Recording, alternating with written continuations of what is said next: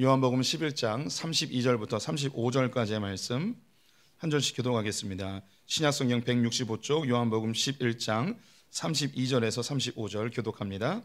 마리아가 예수 계신 곳에 가서 배웠고 그 발 앞에 엎드리어 이르되 주께서 여기 계셨더라면 내 오라버니가 죽지 아니하였겠나이다 하더라. 예수께서 그가 우는 것과 또 함께 온 유대인들이 우는 것을 보시고 심령에 비통히 여기시고 불쌍히 여기사 이르시되 그를 어디 두었느냐 이르되 주여 와서 보옵소서 하니 예수께서 눈물을 흘리시더라. 아멘. 오늘도 주님의 보좌 앞으로 나오신 성도님들에게 하나님의 은혜와 평강이 함께 하시기를 축원드립니다. 우리는 하나님의 성품을 닮아가자라는 주제로 말씀 계속 나누고 있는데요. 6월 달의 주제는 화해입니다. 그래서 우리 옆에 있는 분들과 반갑게 인사하겠습니다. 그럴 수 있습니다. 그럴 수 있습니다. 우리는 화해로 나아가는 단계 중에 오늘 공감에 대해서 함께 살펴보도록 하겠습니다. 공감은 지난주 용서에서 한 부분으로 다루었던 내용이죠. 다른 사람의 입장에서 생각해 보는 것, 이것을 공감이라고 이야기했는데요. 용서 그리고 공감하고 화해로까지 나아가야 합니다. 공감은요, 사전적인 의미로 상대방의 감정, 생각, 경험 등을 이해하고 함께 반응해 주는 것이라고 되어 있습니다. 한국말로 이 공감을 설명하면 사실 이렇게 확 와닿진 않아요. 그래서 영어로 준비를 봤는데요. 영어로 공감이 empathy라고 읽습니다. 이것은 그 뜻이 인, 안, 안에, 안으로 이런 뜻을 갖고 있고요. 패티는 영어로 feeling, 감정이라는 뜻을 가지고 있습니다. 이 두 단어를 합치면 다른 사람의 감정 안으로 들어가다, 다른 사람의 감정을 함께하다, 이런 의미이겠죠. 우리에게 쉬운 단어로 이야기한다면 우는 자와 함께 울고 그리고 웃는 자와 함께 웃는 다른 사람의 감정을 함께 해주는 이런 것을 공감이라 이야기합니다. 이 공감은요, 사실 20세기가 돼서야 나온 단어입니다. 신조어예요. 그 전에는 역사 속에 있지 않았던 단어가 20세기에 들어서 새롭게 만들어지게 되었습니다. 그러면 왜 이전에는 이 공감이라는 단어가 존재하지 않았는가? 이 공감이라는 것은 동등한 위치의 사람들끼리 느끼는 감정이 공감입니다. 근데 고대 사회는 다 계급 사회였기 때문에 공감이라는 게 특별히 필요하지 않았습니다. 이 당시에는 그냥 명령하면 그냥 따라야 되는 거고요. 그리고 밑에 사람의 마음이나 그들의 감정을 이해하고 그들에 대해서 배려하고 이런 것이 존재할 필요가 없었죠. 밑에 있는 사람 역시 윗사람이 뭘 얘기했을 때 그냥 따르면 되는 것이지 윗사람의 그 마음이 어떠한지 고려하는 것이 크게 중요하지 않았던 시대였습니다. 이 공감은 동등된 위치에서 개인 대 개인이 서로가 서로에게 감정을 이입하고 이해하고 배려하고 이런 것이 이제 공감입니다. 이것이 이제 그 20세기 들어서 자유민주주의 사회가 되면서 계급이 없어지면서 이 공감이라는 단어가 주요하게 부각이 되게 되었습니다. 사람이 이제 개인 자유민주주의가 되니까 모든 사람이 평등하다는 의식이 형성이 되었어요. 그래서 다 자기가 중요하고 다른 사람들과의 관계 속에서 내가 더 소중한 거예요. 그래서 다른 사람을 배려하거나 존중하거나 이런 것보다 내 중심적으로 살다 보니까 충돌과 갈등과 싸움과 다툼이 계속 일어나는 거죠. 인간 간의 관계 속에서 너무 힘든 일들이 스트레스가 많이 벌어지는 거예요.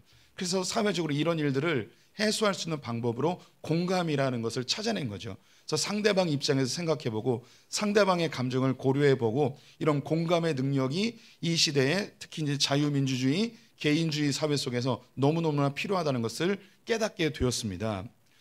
사실 계급주의 사회에서는요, 이런 공감이라는 것이 필요 없을 뿐만 아니라 공감을 해준다? 이건 높이 있는 사람은 밑에 사람을 생각할 여력도 없습니다. 그런 걸 전혀 그 고려의 대상이 아닌 거죠. 우리 성도님들이 우리도 이제 자유민주주의가 된 지 얼마 안 됐기 때문에 예전에 살던 어린 시절을 보게 되면 모든 사회 구성이 다 계급으로 되어 있습니다. 그래서 부부 관계에서도 계급이 있고 가족 간의 관계에서도 다 서열이 있고 직장도 마찬가지고 동네도 그렇고 마을 공동체도 그렇고 우리 성도님들이 그 시골에 살면 동네에 나가면 누구에게 인사해야 되고 누군가 나에게 인사를 해줘야 되는 이런 서열이 완벽하게 이루어져 있습니다. 그래서 누구를 배려하고 공감하고 이런 것은 우리의 인생 속에서 그렇게 중요한 이슈가 전혀 되지 않았죠. 하지만 이제 그렇게 하면 안 됩니다. 지금은 서로 모두가 평등한 사회 속에 살고 있기 때문에 서로가 서로를 배려하고 공감하고 존중해 줘야만 이 사회가 아름답게 운영이 되게 되는 것이죠. 그런데 놀랍게도 기독교는 초대교회 때부터 이 공감에 대해서 매우 중요하게 다루었습니다. 그리스도인들이 반드시 갖춰야 될 덕목으로 이야기를 한 것이죠. 유명한 성경 구절 하나 살펴보겠습니다. 로마서 12장 15절 16절 말씀을 같이 읽어보겠습니다. 즐거워하는 자들과 함께 즐거워하고 우는 자들과 함께 울라. 서로 마음을 같이하며 높은 데 마음을 두지 말고 도리어 낮은 데 처하며 스스로 지혜 있는 채 하지 말라. 우는 자와 함께 울고 웃는 자와 함께 웃으라고 이야기합니다. 상대방의 감정에 들어가서 함께 공감해 주라는 것이죠. 그 다음 구절이 더 중요한데요. 마음을 같이 하라 이야기하고 있습니다. 마음을 같이 하는 것이 바로 공감입니다. 이것이 우리 크리스찬들에게 주어진 아주 중요한 인생의 덕목이고 성품인 것을 성경은 이야기하고 있죠. 왜 그럴까요? 초대교회부터 이 교회 공동체는 하나님 안에서 모든 사람이 그 계급과 신분과 출신에 관계없이 모두가 다 평등한 형제 자매임을 강조하였기 때문입니다. 그래서 종이나 주인이나 하나님 앞에서는 동등한 존재이고 헬라이나 유대인이나 남자나 여자나 나이 든 사람이나 어린 사람이나 자유자나 종이나 관계없이 모두가 다 하나님 앞에서 수평적 관계임을 강조하였기 때문에 이 교회 공동체에서 여러 다양한 사람들이 함께 모여 예배를 드리고 신앙생활을 하다 보면 자연스럽게 다툼과 갈등이 생기겠죠. 이것을 최소화시킬 수 있는 방편이 뭐냐면 바로 공감이었던 것입니다. 우는 자와 함께 울고 웃는 자와 함께 웃을 수 있는 이 공감이 교회 공동체 안에서 매우 중요한 덕목으로 그리고 주님이 명령하신 것으로 우리에게 지금까지 전달되고 있죠. 하지만 이 공감은 사실 쉽지가 않습니다. 우리 성도님들 공감 능력이라고 들어보셨죠? 유튜브나 여러 교육 매체들을 통해서 이 공감 능력이 중요하다라는 것을 많이 강조하고 있습니다. 그것이 인간관계 속에서 이 갈등과 다툼이 많이 일어나는 사람들을 보니까 이들이 누구였냐? 상대방을 공감해 주지 못하는 사람들이 자기 주관적으로 행동하고 판단하고 말하다 보니까 상처를 많이 주고 다툼이 생기고 어려워지는 거예요. 오히려 이 사회생활을 잘하고 심지어 성공의 자리까지 오른 사람들을 보니까 다른 사람과 공감을 잘하는 사람들이 이런 성공한 케이스들이 많다는 것을 발견하게 된 것이죠. 그래서 이 공감 능력을 높여야 된다는 거예요. 상대방의 입장에서 다시 한번 생각해보는 이런 능력을 계속 함양해야 된다고 교육이나 심리학에서 많이 강조하고 있습니다. 이렇게 강조하는 것은 사람들이 이것이 쉽지 않기 때문입니다. 사람들이 왜 이렇게 공감을 어려워하는가? 크게 두 가지의 이유 때문인데요. 하나는 이미 언급되었던 계급주의 때문입니다. 우리는 자유민주주의 속에서 평등한 사회를 살아가고 있다고는 하지만 우리 내면 속에는 여전히 계급의식이 여전히 존재해 있습니다. 이건 주님 오실 때까지 계속 남아 있을 거예요. 우리도 알지 못하는 사이에 돈의 양에 의해서 계급이 측정이 되어지고요. 내가 타고 다니는 차에 의해서 혹은 내가 입고 다니는 옷에 의해서 내가 다니는 직장에 의해서 그리고 내가 사는 아파트의 평수에 의해서 또 내 자녀가 다니는 대학에 의해서 사람들이 알지 못하는 계급이 형성이 되어져 버립니다. 그래서 나보다 못한 사람, 나보다 낮은 계급이라고 생각하는 사람에 대해서는 전혀 배려하지 않죠. 대부분은 자기보다 위에 있는 사람을 어떻게 하면 저 사람에게 잘 보여서 내가 조금 더 뭔가를 얻을 수 있을까 하여 그 사람을 공감이라기보다는 그 사람의 눈치를 보는 삶을 살게 됩니다. 두 번째는 극단적인 개인주의 때문입니다. 우리의 삶에 내가 제일 중요하고 내 중심적으로 살아가는 이 개인주의가 팽배해지다 보니까 다른 사람에 대한 배려, 다른 사람에 대한 관심 이런 것이 극도로 낮아지고 있습니다. 사람들은 참 신기한 게 다른 사람은 나를 공감해 주길 바라면서 내가 다른 사람에 대해서는 공감하는 것이 너무너무 어렵습니다. 아마 이것은 우리의 죄성, 즉 자기중심성 때문인 듯 합니다. 공감이 없는 사회생활, 직장에서 나를 기괴한 부품처럼 여기는 그런 직장생활 속에서 존중받지 못하는 그런 감정에 상처받은 분들도 많이 있을 거예요. 또 교회라고 해서 모두가 다 공감해 주는 것만은 아닙니다. 교회 왔는데 낯설음을 느낄 때도 있고요. 나만 소외되는 듯한 느낌을 가질 때도 있습니다. 이 세상에 진정한 공감이 어디 있을까 하며 더 자기를 가둬버리고 더 외톨이가 되어지는 시대에 살아가는 듯 합니다. 그럼에도 불구하고 이 공감은 계속 강조되어져야 하고 또 이 공감을 우리 성도들이 실천해 내야 합니다. 왜냐하면 이 공감이 가지고 있는 아주 강력한 능력이 있기 때문입니다. 공감은요, 인간관계를 아주 친밀하게 해줍니다. 누군가 내 마음을 알아주고 내가 울 때 함께 울어주는 사람이 있다면 이것처럼 우리의 마음을 따뜻하게 하는 게 없는 것 같습니다. 또 때로는 갈등이 있어도 누군가 그 사람이 갈등의 관계 속에서인데 내 아픔과 내 눈물을 함께 공감해주면 그 갈등이 갑자기 해소되어지면서 갑자기 친해지는 것도 느끼게 됩니다. 그런 의미에서 저는 장례식이 화해하는 제일 좋은 자리인 것 같아요. 아마 여기 계신 분들도 많이 느낄 거예요. 어색하고 불편하고 껄끄러웠던 사이인데 장례식장에 가서 함께 조문하면서 이야기 나누며 그 어려웠던 관계들이 한순간에 싹 사라지는 것을 경험한 분들이 많이 계실 거예요. 심지어 원수됐던 사람들도 장례식장에 와서 함께 울어주며 그 원수가 풀어지는 것도 경험하게 됩니다. 무엇보다도 누군가 나를 공감해 줬을 때 내 마음에 치료가 일어나요. 내 마음이 회복되는 것을 느끼게 되지요. 이렇게 공감을 통하여서 인간관계가 친밀해지고 또 갈등이 해소되어지고 그 사람을 통해서 내가 치유되어지는 경험이 있으면 이 안에 강한 신뢰가 형성되고 강력한 친밀감이 생겨서 이 사람들의 한 조직 안에 있다면 이 조직은 더 좋은 성과를 내게 될 것이고 그 공동체는 더 친밀함 속에서 또 좋은 열매들을 맺게 되는 것이 당연하죠. 그래서 이 공감은 인간과 인간 사이에서 친밀감을 높여주는 아주 중요한 요소인 것을 우리는 다 알고 있습니다.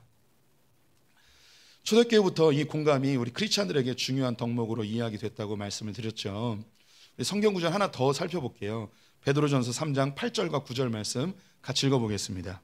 마지막으로 말하노니 너희가 다 마음을 같이하여 동정하며 형제를 사랑하며 불쌍히 여기며 겸손하며 악을 악으로 욕을 욕으로 갚지 말고 도리어 복을 빌라.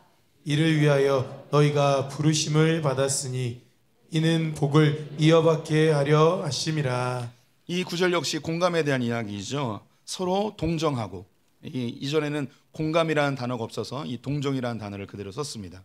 그리고 형제를 사랑하고 불쌍히 여기고 겸손하고 이 모든 것들을 다 합치면 이것이 바로 공감이죠. 그런데 이 공감을 할 때 무슨 일이 벌어지는가? 그 뒤에 보이니 너희가 이 복을 이어받게 되어진다고 이야기합니다. 이 복은 행복입니다. 이 공감을 잘하는 사람은 자기의 삶에 갈등과 충돌이 사라지니까 당연히 행복감이 높아지겠죠. 인간관계 속에서 그 행복감을 많이 누리게 되는 거예요. 이를 위하여서 우리가 부름을 받았다는 거죠. 이 공감하기 위해서 우리가 부름받고 이 공감을 통하여서 행복을 누리도록 우리는 부름을 받았다고 성경은 기록하고 있습니다. 여기에 눈에 띄는 게 뭐냐면 악을 악으로 갚지 말고 욕을 욕으로 갚지 말라고 이야기합니다. 이게 무슨 일인가? 이게 어떻게 공감과 관련된 것인가?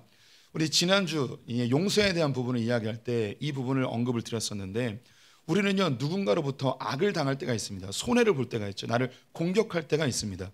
그럼 이 공격을 받으면 우리는 몇 배로 더 갚아주고 싶은 마음이 있죠. 절대 손해보려 하지 않습니다.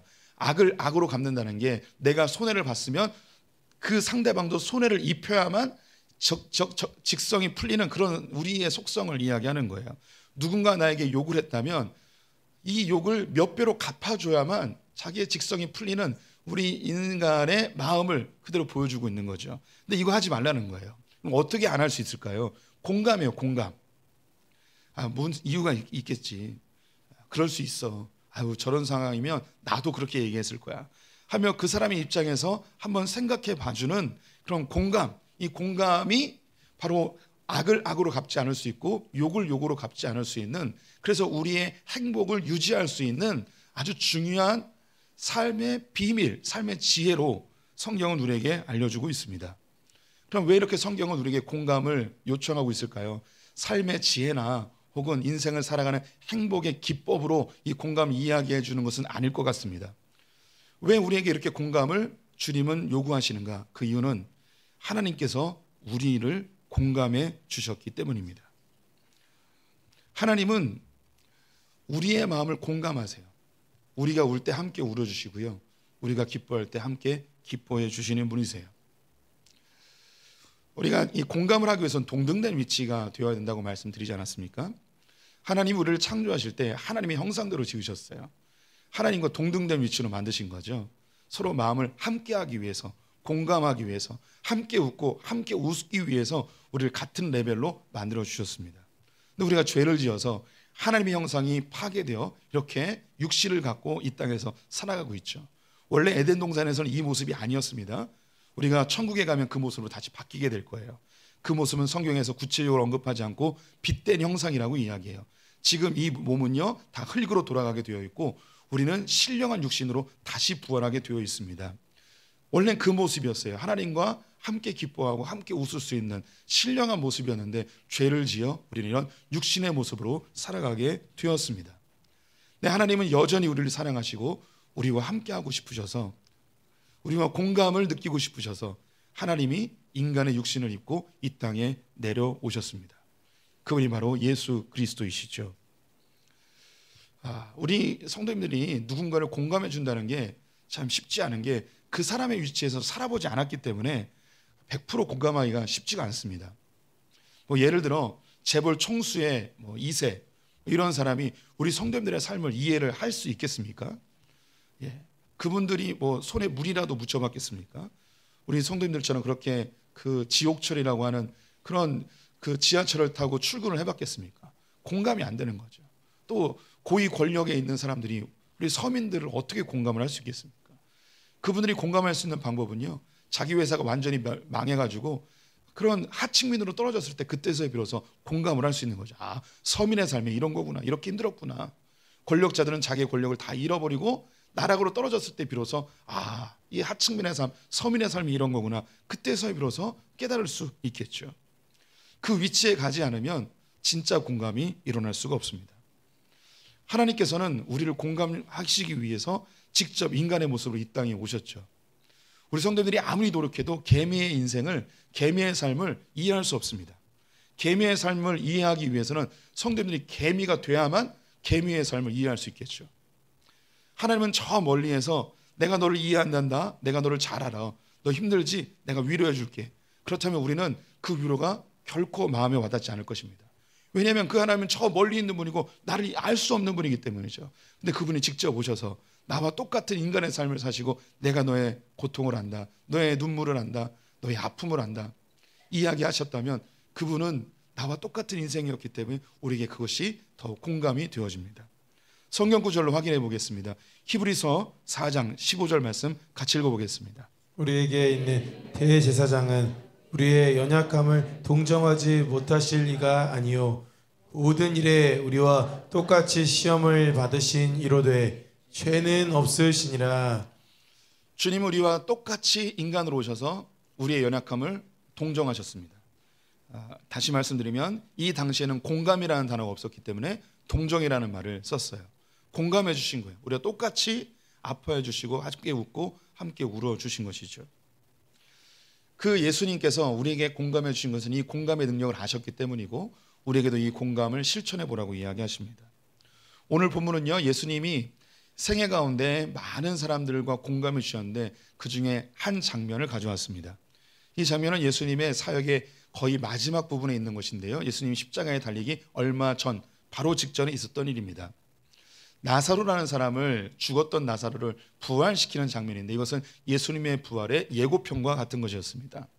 나사로는 베다니에 살고 있었던 예수님의 친고로 불려진 자였고요, 2명의 여동생이 있었습니다. 마르다와 마리아가 있었는데요, 이 나사로는 병약하였습니다. 근데 어느 날 예수님께서 갈릴리에서 예루살렘으로 올라갈 즈음에 준비하고 계셨는데 소식이 들려왔습니다. 예수님 우리 오빠가 너무너무 아파서 지금 사경을 헤매고 있습니다. 어서 오셔서 좀 치료해 주세요.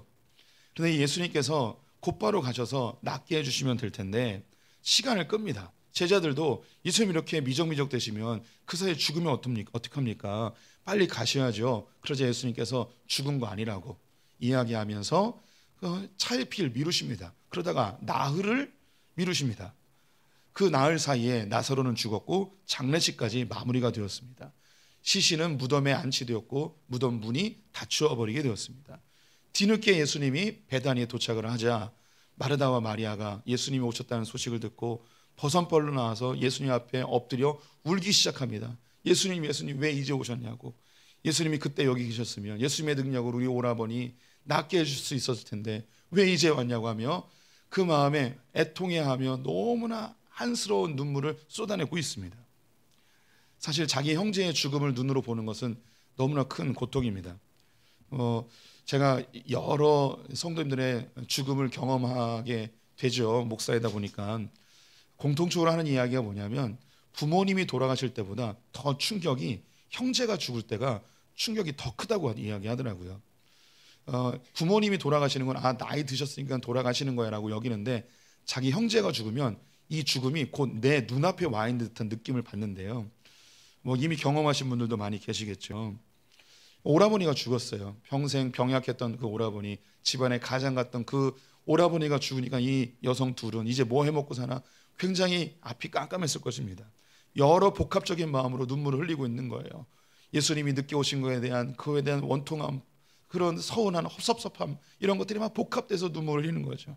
그러자 예수님께서 그들을 보면서 애통해 하시며 같이 슬피 울어주십니다. 그리고 이 나사로가 어디 있느냐 이야기하면 무덤가에 갑니다. 무덤가에서 마르다를 만나고 그곳에서도 슬피 울며 불쌍히 여기시는 장면이 나오죠. 예수님이 이렇게 눈물 흘리는 두 여인과 함께 울어주고 자기의 친구의 죽음 앞에 애통해하는 공감해 주시는 우는 자와 함께 울어주시는 이 모습이 본문에 잘 나와 있죠. 그런데 이것이 좀 참 낯선 장면이기도 합니다. 왜냐하면 곧 있으면 예수님이 나사로를 부활시킬 거예요. 이 우는 것과 부활의 이 시간이 넉넉 잡고 한 10분, 20분 잡을까요? 아니 더 넉넉 잡고 1시간이라고 할지라도 예수님은 바로 뒤에 이 죽은 나사로를 무덤에서 부활시켜 나사로야 나와라 라고 할 것을 계획하고 계셨어요. 예수님은 자기의 부활의 예고편으로 이미 나사로가 매장되어져서 그를 죽음에서 일으키는 것을 계획하고 이 자리에 오셨단 말이죠. 그러면 이 마르다와 마리아가 울고 있을 때 어떻게 반응하는 것이 정상적일까요? 야, 얘들아 걱정하지 마. 내가 지금 온 건 죽은 나사로를 부활시키기 위해서 온 거야. 야 괜찮아. 나만 믿어. 가자. 어디 있어? 여기야? 어디야? 하면서 그냥 일어나 이렇게 이야기하면 되죠. 또 울고 있는 마르다와 마리아에게 야 울지 마. 괜찮아. 내가 조금 있으면 부활시킬 거야. 걱정하지 마. 뚝뚝 어서 울어. 암탉이면 집안이 망해. 조용해. 이렇게 그냥 짓누를 수도 있었어요. 예수님이 계획이 다 있었단 말이죠. 그런데 울고 있는 마르다와 마리아와 함께 울어주시는 예수님, 그들이 지금 느끼고 있는 그 슬픔에 공감하시는 그 예수님, 그 예수님이 우리의 예수님이에요. 우리 성도들의 인생을 주님은 다 알고 계십니다. 우리 성도들의 여정을 주님은 계획하고 계시죠. 한 시간마다 어떤 일이 벌어질지 그런 계획을 이야기하는 것은 아닙니다. 성도님들을 이 땅에 보내실 때 하나님은 분명한 목적과 계획을 가지고 이 땅에 보내셨습니다. 그것을 반드시 성취하십니다. 그리고 그리스도 안에 있는 모든 자들은 승리하게 되어 있습니다. 우리 성도님들이 이 세상에서 어떤 삶을 살든 결국은 승리하게 되어 있어요. 승리의 그 마지막 피니시 라인을 향하여서 우리는 달려가고 있단 말이죠. 근데 그 가운데 우리는 슬퍼하기도 하고 애통하기도 하고 괴롭기도 하고 고통스럽기도 해요. 그럼 주님이 우리에게 오셔서 우리 뒤통수 빡 때리면서 정신 차려. 너 어차피 승리해. 너 왜 이렇게 찌질하게 울고 있어. 정신 차려. 이렇게 하지 않으시고 우리가 눈물 흘릴 때 같이 울어주시고 우리가 고통당할 때 함께 힘들어해 주시는 그 주님, 공감해 주시는 주님, 그 주님이 우리 성도님들의 주님이십니다. 그 공감하시는 그 주님이 저에게도 찾아오셨는데요. 저는 공감 능력이 상당히 떨어지는 사람입니다. 저는 굉장히 계획적이고 좀 준비성이 많은 그런 타입의 성향입니다. 그래서 어떤 상황에 놓이면 문제가 무엇인지 먼저 파악하고 이 문제를 어떻게 하면 가장 빨리 효과적으로 해결할까? 이것이 생각하기도 전에 이미 몸이 반응하고 있습니다. 저와 같은 분들이 많이 계실 거예요. 그러다 보니 상대방의 아픔이나 상대방의 어려움에 대해서 사실 그렇게 공감을 못합니다.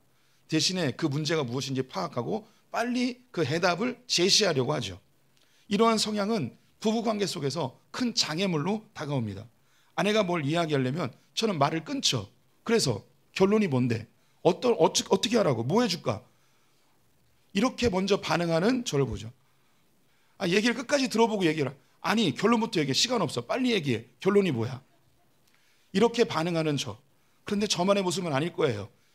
얼굴 찡그리고 있는 남성분들 다 저와 같은 분들이에요. 이 설교도 지금 긴 거죠. 그래서 결론이 뭔데 지금? 빨리 결론을 얘기하고 끝내달라고. 지금 이 생각하고 있는 분들 많아요. 그 엉덩이가 벌써 들썩들썩 대시는 분들 지금 제 눈에 35명 보여요. 아이들하고도 이야기하고 전화할 때 이것이 그대로 나오죠. 그래서 뭔데? 결론이 뭔데? 그래서 뭐 해달라고? 돈 얼마 필요한데? 그래서 언제 놀러 간다고? 며칠 놀러 가는데? 이야기를 다 듣지 못하고 공감하지 못하고 먼저 해답부터 이야기하려는 저의 성질 급한 성향. 제 가족들에게는 이것이 그대로 나오죠. 근데 목회를 하다 보면 성도님들에게 그것을 잘 표현하지 못해요. 그래도 성도님들의 이야기는 잘 듣는 편이에요. 그런데 성도님들과 이야기를 듣다가 한 10분 정도 지나면 목구멍까지 올라요. 그래서 집사님 뭔데요? 그래서 어떻게 해달라는 거예요? 그래서 교회 떠난다고요? 아유 진짜 막 이러고 싶은 마음이 막 이렇게 드는 거죠. 막. 근데 저는 오냐고 겸손해서 참는 거죠.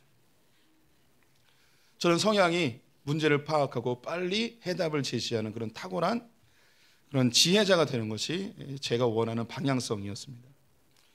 목회자가 되기를 원하는 때부터 또 그 때에도 나는 타고난 목회자가 돼서 성도님들의 문제를 성경적으로 딱딱딱딱 해답을 주고 또 성도님들이 문제가 있으면 그것을 도와주고 또 성령의 능력까지 받아서 질병이 있는 분들 기도하면 질병이 낫고 암이 막 떠나가고 막 이런 능력의 사역자가 되어야겠다 그런 마음을 가지고 기도하면서 신학교에 들어갔습니다.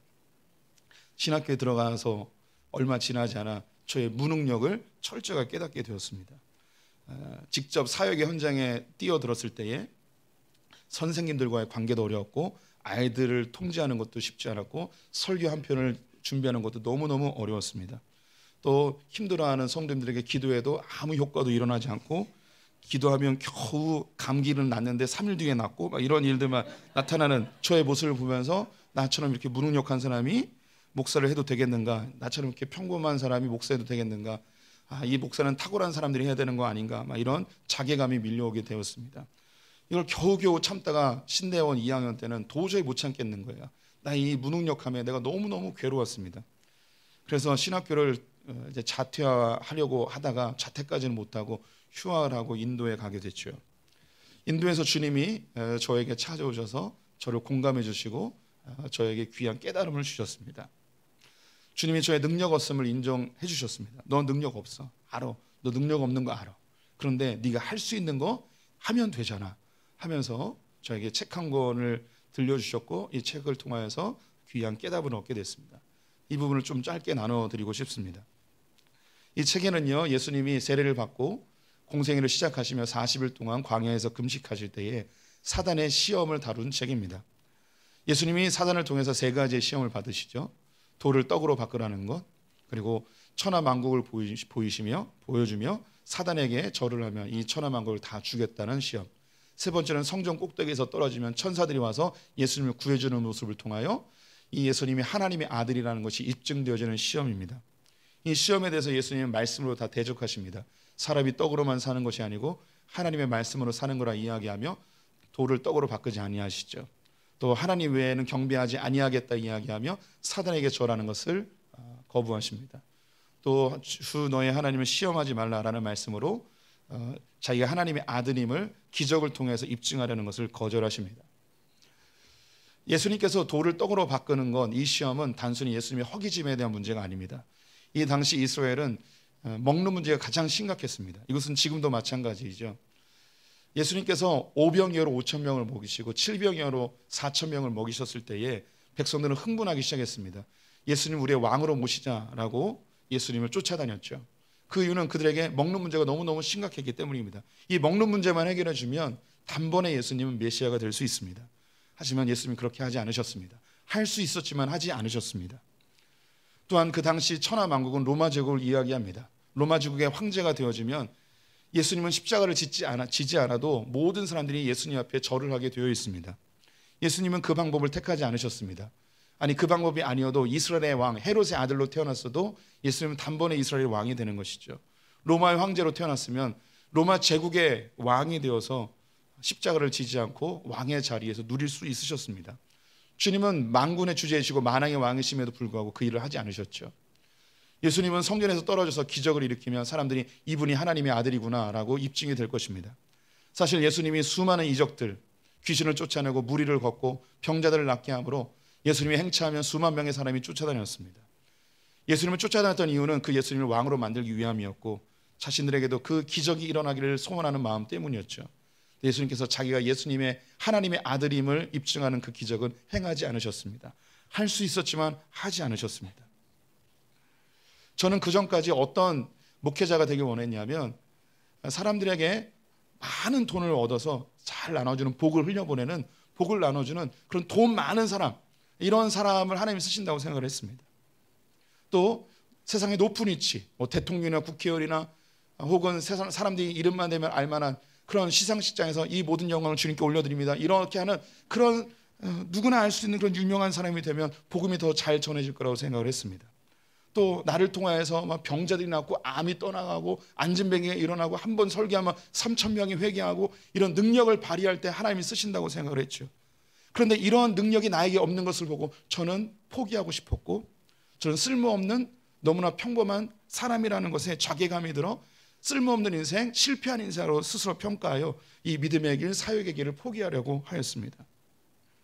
네, 이 예수님이 광야에서 40일 금식하며 보여주셨던 이 장면은 저에게 완전히 새로운 시각을 갖게 하였습니다. 예수님은 돌을 떡으로 바꿀 수 있었지만 하지 않으셨습니다. 예수님은 왕의 자리에서 태어날 수 있었지만 하지 않으셨습니다. 높은 자리에 오를 수 있었지만 하지 않으셨습니다. 예수님은 기적을 일으켜서 자기의 자신이 누구인지 입증할 수 있었지만 하지 않으셨습니다. 다 할 수 있었지만 하지 않으셨습니다. 그런데 그러면 예수님 무엇이셨을까요? 예수님 놀랍게도 돌을 떡으로 바꾸지 않으시고 굶주린 자와 함께 굶주리셨습니다. 예수님은 왕의 자리에 오르지 않고 낮은 자와 함께 낮아지셨습니다. 예수님은 기적을 일으키지 않고 고통받는 자와 함께 고통당해 주셨습니다. 낮고 천한 우리들처럼 똑같은 삶을 사시며 우리와 공감해 주셨습니다. 우리의 친구가 되어 주셨죠. 예수님은 저 멀리에서 뚝딱뚝딱 요술방망이처럼 우리에게 뭘 해주는 분이 아니라 우리의 인생과 함께 동행하시며 우리의 친구가 되어 주셨죠. 그래서 그분의 새로운 이름, 또 다른 이름, 임마누엘입니다. 하나님이 우리와 함께 하신다는 것이죠. 저는 그래서 예수님이 좋습니다. 그래서 하나님이 좋아요. 다른 신들은 저 멀리에서 우리가 어떻게 사는지 공감하지 못합니다. 저 멀리에서 심판하기만 하고 우리가 잘 사는지 감시만 하고 잘 사면 복 준다 이야기하고 잘못 사면 벌 주는 그런 멀리 있는 그런 신적 신나부랭이가 우리 하나님이 아닙니다. 그분은 우리와 함께 하시며 공감하시며 우리 함께 울어주고 함께 아파해주고 함께 고통당하고 심지어 우리가 죽어야 될 그 자리에 자기 아들을 대신 죽여주시는 우리와 공감하시는 그 주님이 저와 우리 성도님들의 아버지이십니다. 시간이 지났는데요, 제 설교의 절반을 했습니다. 나머지 절반을 할까요 말까요? 감사합니다. 저에게 5분의 시간을 더 주시면 나머지 절반을 빠른 속도로 진행해 보도록 하겠습니다. 공감은 좋은 능력이 있고 사람과의 친밀함을 도와주는 좋은 효과가 있습니다. 하지만 이 공감이 잘못 사용되어지면 문제를 더 심각하게 만들 때가 많이 있습니다. 지나친 공감은 독이 되어질 때도 있고요. 상대방을 문제를 직시하지 못하게 하고 그 수렁에서 나오지 못하게 하는 그런 우를 범할 때도 있습니다. 예수님께서 마리아와 마르다와 함께 눈물을 흘리며 애통해하며 그들과 공감해 주었죠. 근데 예수님께서는 그 공감에서 머물지 않으셨습니다. 그 마르다와 마리아를 데리고 진짜 문제의 현장인 나사로의 무덤 앞으로 데리고 가 그들이 겪고 있는 진짜 문제를 직시하게 하고 선포하시죠. 나사로야 나와라. 예수님은 단지 공감해서 멈추지 않고 진짜 문제를 해결해 줄 수 있는 분이라는 겁니다. 우리는 누군가와 공감해 줄 수 있습니다. 그런데 그 공감은 문제에 머물게만 하고 문제를 해결할 수 없는 한계를 겪게 되는 것이죠. 그럼 우리는 어떻게 하면 좋을까요? 그들의 문제를 도와줄 수 있는 것은 도와줘야겠죠. 하지만 우리가 다 도와줄 수는 없습니다. 우리에게도 한계가 있고 우리에게도 무능력함이 있기 때문이죠. 그렇다면 이제 어떻게 하면 좋을까요? 단지 공감하는 것에서 멈춰야 될까요? 아니죠. 이 문제를 해결할 수 있는 예수 그리스도 앞에 이 문제를 가지고 나와야 되는 거죠. 그들이 나오지 못하면 우리가 대신 나와야 되는 거죠. 그 문제를 가지고 주님 앞에 나와서 주님, 우리 가족의, 내 자식의, 내 친구의, 내 동료의, 내 성도의 형제 자매의 문제가 이것입니다. 나는 할 수 없지만 주님이 해결해 주십시오 라고 중보고 기도하는 것, 이것이 진짜 공감입니다. 또 여기서 한 걸음 더 나아가서 나는 너의 문제를 해결해 줄 수 없지만, 나는 너와 함께 울어주고 함께 애통해 줄 수 있지만, 나는 이 문제를 넌 해결받았으면 좋겠다. 이 문제를 해결해 줄 수 있는 분은 예수 그리스도시다. 그 예수 그리스도께로 인도해 줄 수 있는 것이 진정한 공감입니다. 예수님이 승천하시고 성령이 임한 날이 오순절이었습니다. 성령의 충만을 받았던 제자들이 오순절 예배를 드리기 위해서 성전으로 올라갔습니다. 이 성전 미문, 아름다운 문에 앉아 있었던 안진뱅이가 있었습니다. 오순절이니까 많은 사람들이 예루살렘에 몰려들어 이 날이 대목이라고 생각하여 지나가는 사람들에게 한 푼 줍시오 구걸하라던 그를 베드로와 요한은 긍휼히 여겨주었습니다. 그의 아픔을 공감하였죠. 이때 베드로가 뭐라 이야기했는가? 내게 은과 금은 없지만 내가 예수 그리스도의 이름으로 명하노니 일어나 걸어라. 이것이 진짜 공감입니다. 단지 불쌍히 여기는 것에서 끝나지 않고 그들의 문제를 주님께로 가지고 나가고 그들이 진짜 이 문제가 해결받을 수 있도록 참된 능력자이신 예수 그리스도께로 인도하는 것, 이것이 우리가 해야 될 진짜 공감입니다. 먼저는 성도님들 함께 웃어주고 함께 울어주십시오. 악을 악으로 갚지 말고 욕을 욕으로 갚지 마십시오. 그럴 수 있습니다. 한 번 더 생각하면 다 이해되어집니다. 그리고 그들의 문제를 그 자리에 남겨두지 말고 주님 앞으로 가져나올 수 있는 참된 공감자들 되시기를 주님의 이름으로 축원드립니다. 기도하겠습니다. 하나님, 나의 아픔을 공감해 주신 주님 감사합니다. 내가 눈물을 흘릴 때 같이 울어주시고 내가 힘들어할 때 같이 아파해 주신 주님 감사합니다.